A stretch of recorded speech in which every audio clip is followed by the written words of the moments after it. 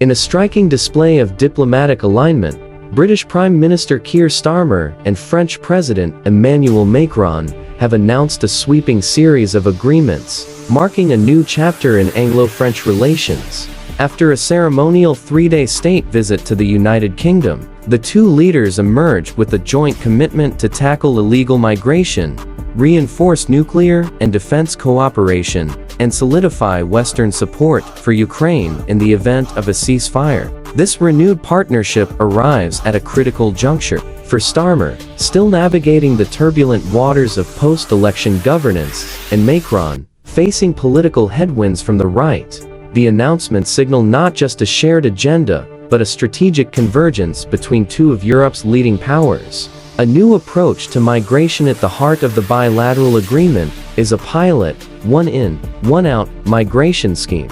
Under this plan, undocumented migrants who arrive on Britain's shores via small boats will be detained and swiftly returned to France. In exchange, the United Kingdom will accept an equal number of asylum seekers who have legitimate ties to British family members. Standing beside Macron at a joint press conference, Starmer called it a groundbreaking returns pilot. He emphasized the symbolic and operational weight of the move, saying, "For the very first time, migrants arriving in small boats will be detained and returned to France in short order. This will show others trying to make the same journey that it will be in vain." While the plan has generated headlines, its immediate impact remains limited. Government insiders revealed the pilot would involve about 50 returns per week, translating to roughly 2,600 people annually. That number pales in comparison to the more than 35,000 irregular arrivals reported in the UK last year, and over 21,000 already recorded in 2025, a record-setting figure. Despite that, Starmer views the plan as politically significant. With pressure mounting from the populist Reform UK Party and leader Nigel Farage, migration control has become one of the government's most pressing challenges. Skepticism and legal hurdles. Not everyone is convinced. Fabian Hamilton, a lawmaker from Starmer's own Labour Party, voiced skepticism. "I'm not sure this is the silver bullet we've been looking for." Moreover, the legal framework surrounding the deal is far from settled. The joint declaration makes clear that the agreement requires prior legal scrutiny and coordination with the European Commission and member states, a process that may slow implementation. For Macron, the deal carries domestic risks. Critics from France's right wing are already questioning why Paris would agree to take back migrants who had set out to live in Britain. The French president pushed back, challenging Britain's post-Brexit record on migration. "A lot of people in your country explained that Brexit would allow you to fight more efficiently against illegal immigration," Macron said. "What we have seen is the exact opposite." He also pointed to Britain's so-called pull factors, specifically, the ability for undocumented migrants to find work despite lacking legal status. In response, Starmer highlighted an intensified crackdown on illegal employment, calling it unprecedented in scale. A new vision for Ukraine, planning beyond the ceasefire. While migration dominated headlines, perhaps the most consequential outcome of the summit was the blueprint for post-war Ukraine. Starmer and Macron both participated in a virtual meeting with the Coalition of the Willing, group of allied nations committed to Ukraine's defense. The focus, what happens if a ceasefire with Russia is reached.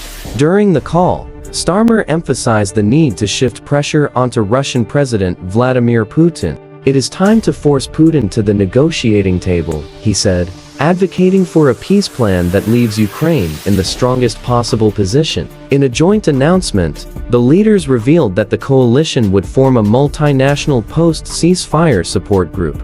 Its mission, to rebuild Ukraine's ground forces, secure its airspace, and safeguard maritime trade in the Black Sea. France will serve as the headquarters for this coalition for the first 12 months, with London taking over in the second year. The decision reflects a clear geopolitical ambition: ensure Ukraine not only survives the war, but emerges from it militarily secure, politically stable, and economically sovereign. A defense and nuclear collaboration depends on a further sign of deepening strategic alignment. The two leaders committed to new joint procurement of Storm Shadow cruise missiles already in use on the Ukrainian front lines. More symbolically, they signed a landmark nuclear cooperation agreement. For the first time, both countries agreed to the possibility of coordinating their nuclear deterrence in crisis scenarios. As close partners and NATO allies, the UK and France have a deep history of defense collaboration, Starmer said. Today's agreements take our partnership to the next level. This joint deterrence is particularly noteworthy, as the UK and France are the only two nuclear-armed states in Western Europe. While both maintain independent arsenals, coordination on doctrine and strategy represents a significant shift and a strong message to adversaries like Russia. A recalibration of Europe's power balance. Beyond the specifics of migration or military contracts, the Starmer-Macron summit may mark a broader turning point in European politics. With Germany's role in European security under scrutiny and US politics veering toward unpredictability ahead of the 2026 elections, the Franco-British axis is positioning itself as a central force in European stability. Both nations share nuclear capabilities, global military reach, and UN-Security Council seats, and both see Ukraine as a defining issue for the continent's security architecture. By reaffirming their cooperation and institutionalizing it through new agreements, the summit sends a message to Europe and the world. London and Paris are ready to lead together again.